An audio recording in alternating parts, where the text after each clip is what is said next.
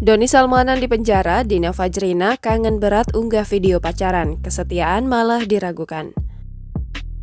Saat ini Doni Salmanan tengah mendekam di penjara. Dikarenakan ulah dari Doni Salmanan yang melakukan penipuan dengan aplikasi trading. Doni Salmanan berharap dukungan banyak orang agar hukumannya bisa diringankan. Selain itu, Doni Salmanan juga disita hartanya. Warganet meragukan apakah istrinya Dina Fajrina akan setia walaupun Doni Salmanan tidak menjadi crazy rich lagi. Dilansir Instagram lambe.pedes pada Minggu 20 Maret 2022.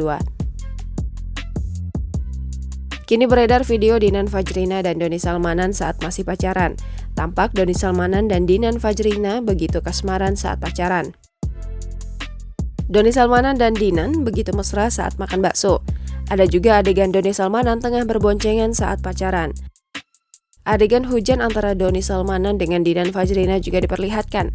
Saat menjadi crazy rich, diperlihatkan Doni Salmanan mesra dengan Dinan di mobil. Kegiatan untuk membagikan hadiah kepada anak yatim piatu diperlihatkan.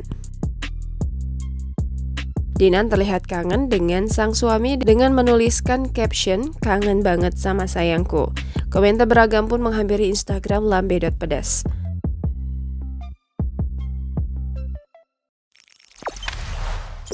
Jangan lupa subscribe, share, komen, dan like ya!